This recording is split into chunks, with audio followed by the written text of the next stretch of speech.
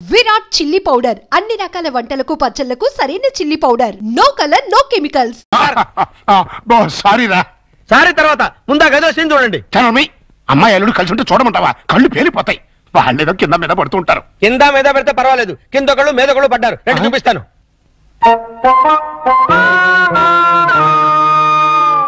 చూసారా, గుర్రాన్ని బార్ దాకా తీసుకెళ్ళగలగాని బీరు తాగించలేం కదా. నేను తాగిస్తా.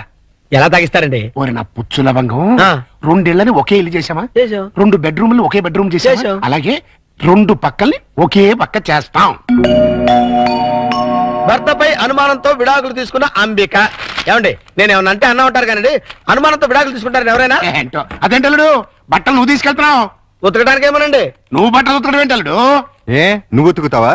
నువ్వు నేను ఉతకడం ఏంటి? ఇంట్లో లేడీస్ లేరు? లేడీసా? అదేనండి మీ మిస్సెస్ గారు. అదే పప్పి మమ్మీ గారు. ఏంటమ్మా ఈ అన్యాయం? కాఫీ ఇవ్వడం అన్యాయం ఏమిటి? కాఫీ ఇవ్వడం కాదు, అల్లుడు గారి చేతికి బకెట్ ఇవ్వడం. ఇంటికి వెళ్ళాలి వాషింగ్ మిషన్ అన్నారు. నువ్వు అల్లుడు గారి చేతి బట్టలు ఉతికిస్తే పప్పి బబ్లు ఏమనుకుంటారు? అంటే మీ ఉద్దేశం ఏమిటి? ఇప్పుడు చెప్పమ్మా. ఇందాక చెప్పమ్మా. చెప్పమ్మా చెప్పు. అది నేను వద్దన్నా కూడా వినిపించుకోకుండా ఆయన ఉతుకుతానంటారు ప్రతిసారి కదండి. అవును. అంటే అల్లుడు గారికి నీ మీద బోళ్ళంత లవ్వు, నిన్ను కష్టపెట్టే ఇష్టం లేక అలా అంటూ ఉంటాడు కదల్లుడు. అవును మావయ్య. తీసుకెళ్ళి ఉతుకో. అలాగే ఉతుకుతాను. ఈ లోపు మీరు అన్నం కూర వండేసేయండి. ఏమిటమ్మా అన్యాయం? సారీ చూసుకోలేదు. వాళ్ళ గురించి కాదు, ప్రతి ఏ ప్రత్యక్ష దైవం నమ్మేటువంటి హిందూ సాంప్రదాయంలో పుట్టి అదితో వంట చేస్తావా? అది కదా పిల్లలు. అసలు ఏంటంటే ఇప్పుడు వాళ్ళతో పనే ఉంది. పాపం అన్ని పనులు తనే చేస్తే ఇబ్బంది అని నేనే.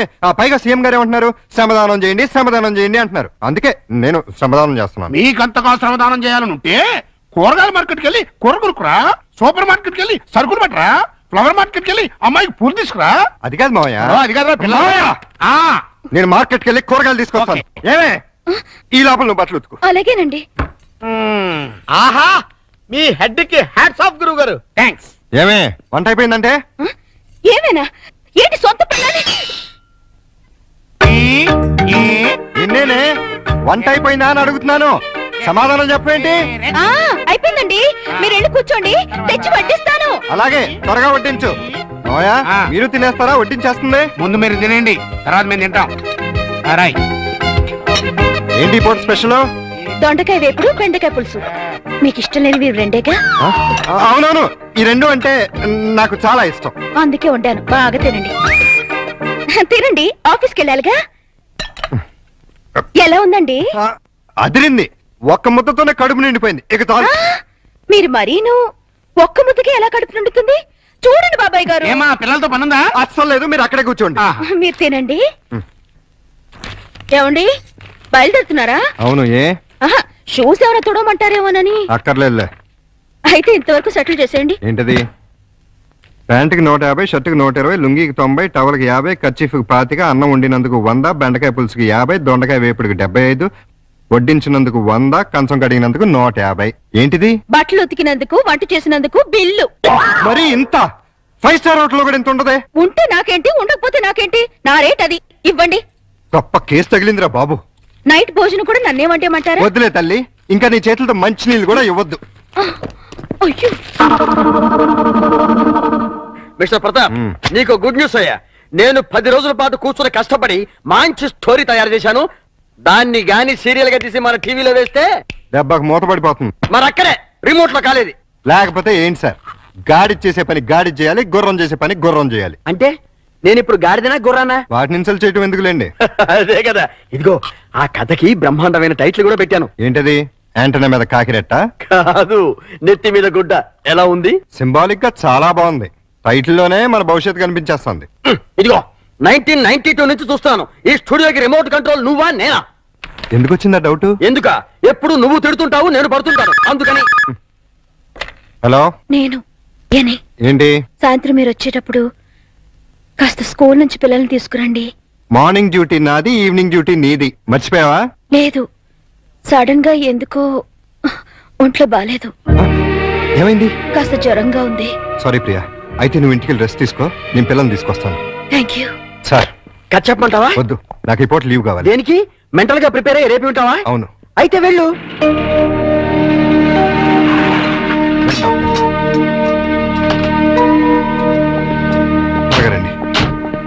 ఓహో నా బంగారు లైట్ బందర్ లడ్డు ఓహో నా తిరుపతి లడ్డు ప్రియా ఎలా ఉంది? అయ్యో జ్వరం ఎక్కువగా ఉంది, డాక్టర్ గారు చూడండి.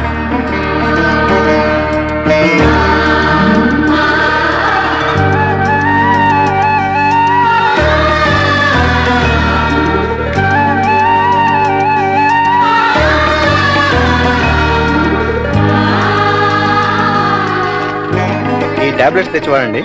అలాగే వస్తాను. ప్రియా ఈ మందులు తీసుకొచ్చేస్తానే.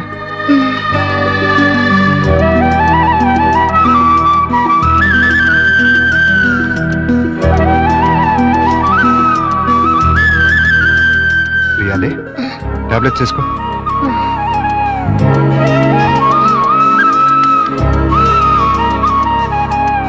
రమ్మ చూసారా ఏమంటుందో? ఏమంటుంది? నాది ప్రేమించే వయసే గానీ ఎవరిని ప్రేమించలేదు. మావయ్య నేను ప్రియని చూస్తుంటాను, మీరు వెళ్ళి స్కూల్ నుంచి పిల్లల్ని తీసుకురండి. అలాగే.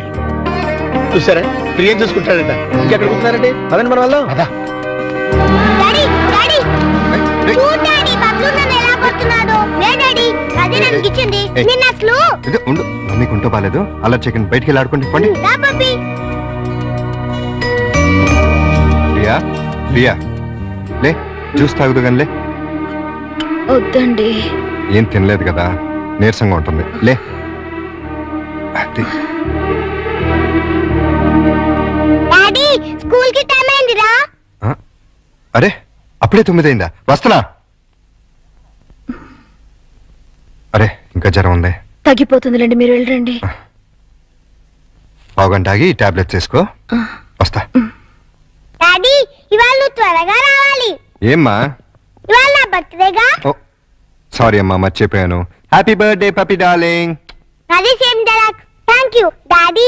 ఈవినింగ్ పెద్ద కేక్ తెచ్చి పార్టీ ఇవ్వాలి. మా ఫ్రెండ్స్ అందరినీ పిలుస్తాను. ఇవాళ పార్టీ వద్దులేమ్మా, ఏ మమ్మీకి ఒంట్లో బాలేదు కదా. వచ్చే సంవత్సరం 2 పార్టీలు గ్రాండ్ గా చేద్దామే. మా ఫ్రెండ్స్ అందరికి చెప్పేశాను డాడీ.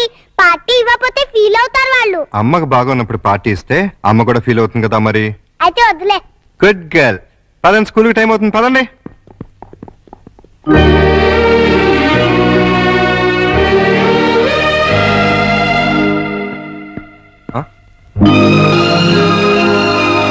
మీ బర్త్డే ఏర్పాట్లు ఎలా ఉన్నాయి అల్లుడు గారు? బ్రహ్మాండంగా ఉంది. ఇన్నాళ్ళకి నీ లైఫ్ లో ఒక్క మంచి పని చేసావు. అంటే ఇన్నాళ్ళు మేము చేసింది స్కామ్లు బోఫోర్తులునా? నాకు తెలియకడతాను, మీరు మంచి పనే చేశారండి. మనోరాల్ బర్త్డేకి ఇంత గ్రాండ్ గా అరేంజ్ చేశారు కదా. ఏంటి ఈ డెకరేషన్ అంతా ఏం చేశారనుకుంటున్నారా? ఏం కాదండి బాబు. మరి ఎవరు చేశారు? మన ప్రియమ్మ గారండి. రండి పప్పి చేత కేక్ కట్ చేయించండి.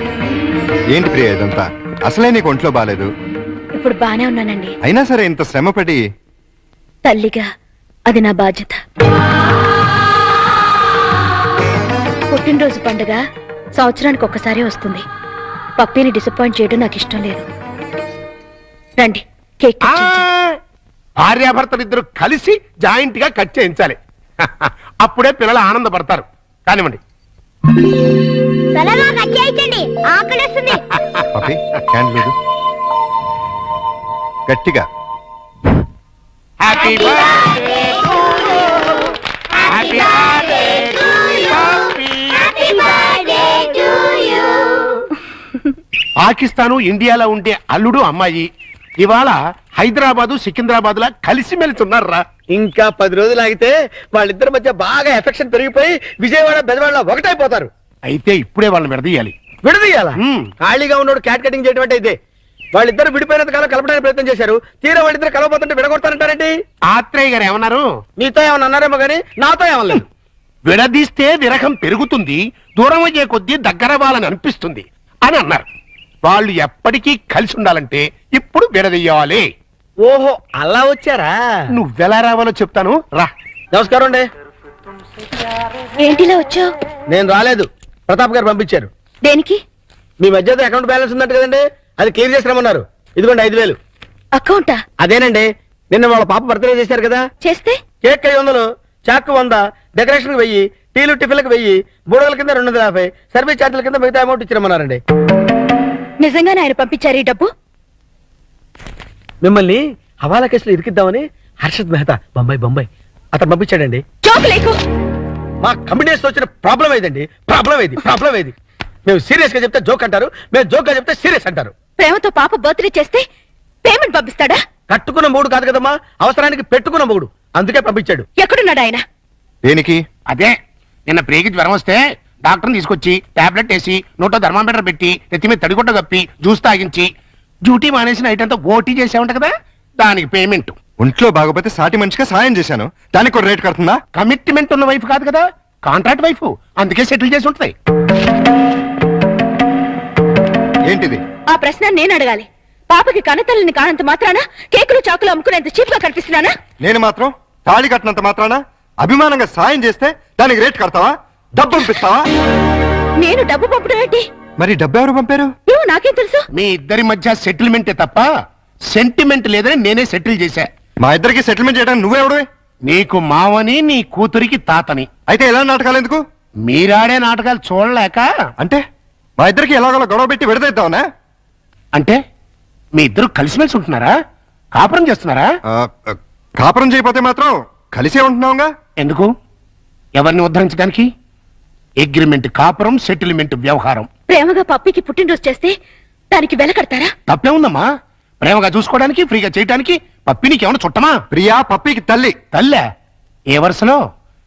కంటే కన్న తల్లి అవుతుంది, నిన్ను కట్టుకుంటే సవిత్ తల్లి అవుతుంది, దాన్ని పెంచుకుంటే పెంపుడు తల్లి అవుతుంది. ఈ మూడు కాకుండా ఈవిడ ఇంకే రకంగా తల్లి అవుతుంది? ప్రేమానురాగాలు పంచే ప్రతి ఆడది తల్లే. ప్రేమానురాగాలు పంచే ఆడది పెళ్ళావెందుకు కాకూడదు? అంటే ఏంటి నీ ఉద్దేశం? నేను అడిగేది కూడా అదే. ఏమిటి నీ ఉద్దేశం అని. నీకేమవుతుంది?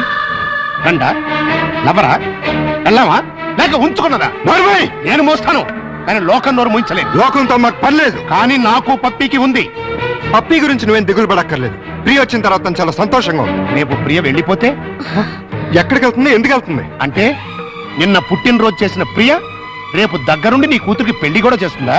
చేస్తుంది. కాళ్ళు కడిగి కన్యాదానం కూడా చేస్తుందా? తప్పకుండా చేస్తుంది. అంత ఖచ్చితంగా ఎలా చెప్పగలుగుతున్నావు? ప్రియ మీద నాకు నమ్మకం ఉంది. అగ్ని సాక్షిగా కట్టుకున్న పెళ్ళమే నిన్ను కాదనుకుని వెళ్ళిపోయింది. ఏ సంబంధము అనుబంధము లేని ఈ కాంట్రాక్ట్ పెళ్ళం చివరిదాకా ఎందుకుంటుంది? చూడండి, మీరు పిల్లల కోసం మొగుడు పెళ్ళాల్లాగా నాటకం ఆడుతున్నారు. బాగుంది, చాలా బాగుంది. కానీ రేపు బబ్లు పప్పిలకి ఊహ తెలిసిన తర్వాత మీ ఇద్దరి మధ్య ఉన్నది పవిత్ర బంధం అనుకుంటారా, అక్రమ సంబంధం అనుకుంటారా?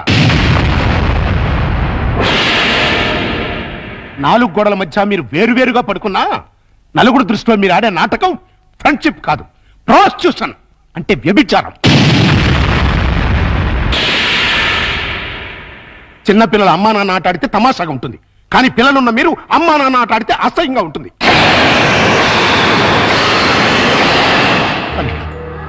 నువ్వంటే నాకెంతో ఇష్టం. ప్రియ అంటే నా కూతురు కంటే ఎక్కువ ఇష్టం.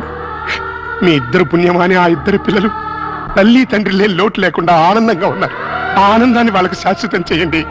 మీ అనుబంధాన్ని శాశ్వతం చేసుకోండి.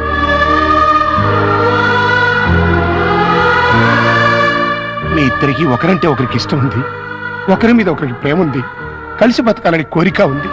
కానీ చెప్పుకోకుండా ఒకరినొకరు మోసం చేసుకుంటున్నారు. ఎందుకు? అయినా ఇందులో తప్పే ఉంది. మీ ఇద్దరి జీవితాల్లోనూ గతం ఒక పీడకం. అది మర్చిపోయి ఆనందంగా జీవించండి. కాదంటే ఈ నాటకానికి తెరదించే పిల్లలకు నిజం చెప్పేద్దాం. తల్లి తండ్రి లేరని 4 రోజులు ఏడుస్తారు, ఆ తర్వాత మర్చిపోతారు. అంతేకాని ఇలా ఉండి లేకుండా వాళ్ళ నలుగురిలో నవ్వులు పాలు చేయకండి. ఒక్క మాట, రేపటి నుంచి ప్రియ నీ భార్యగా ఉంటేనే పప్పి ఇంట్లో నీ కూతురుగా ఉంటుంది. లేకపోతే నా మనవరాల్ని నీ నుంచి శాశ్వతంగా దూరం చేస్తా. అడ్డొస్తే కిడ్నాప్ చేసి మరీ ఎత్తుకుపోతా.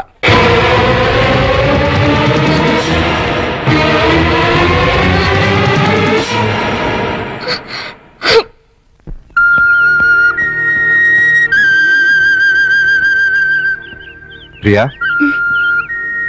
ఉదయం మావయ్య ప్రవర్తన గురించి మనం బాధపడ్డాం, కానీ ఆయన అలా అంటంలో న్యాయం ఉందనిపిస్తుంది. పిల్లల కోసం అమ్మా నాన్నలుగా నటిద్దామని కమిట్ అయ్యాం. అలాగే కంటిన్యూ అవుతున్నాం. ఇద్దరం కలిసి ఒకే ఇంట్లో ఉంటున్నాం. రేపు మన ఇద్దరి మధ్య మనస్పర్ధలు వచ్చి విడిపోతే మనం ఎందుకు విడిపోతాం? భార్యాభర్తలే విడిపోతున్నారు. ఏ బంధుత్వం లేని మనం ఎందుకు విడిపోలేం? మనం ఒకరినొకరు భార్య భర్తల కన్నా ఎక్కువగా అర్థం చేసుకున్నాం. ఎలా విడిపోతాం? అంటే జీవితాంతం కలిసే ఉండగలమంటావా? ఖచ్చితంగా. అంత నమ్మకం ఉన్నప్పుడు మనం అమ్మా నాన్నలుగానే ఎందుకు ఉండాలి? భార్యాభర్తలు ఎందుకు కాకూడదు? నువ్వు పప్పీకి మంచి తల్లిగానే కాదు, నాకు మంచి భార్య కాగలవు. నీకు నా మీద అలాంటి అభిప్రాయం ఉంటే మన ఇద్దరం పెళ్లి చేసుకుందాం. ఆలోచించు, బాగా ఆలోచించు. నీకు ఇష్టమైతే సాయంత్రం నేను ఆఫీస్ నుంచి వచ్చేసరికి ఈ చీర కట్టుకో. లేదంటే పిల్లలకు నిజం చెప్పేసి మన ఇద్దరం మంచి ఫ్రెండ్స్ గానే విడిపోతాం.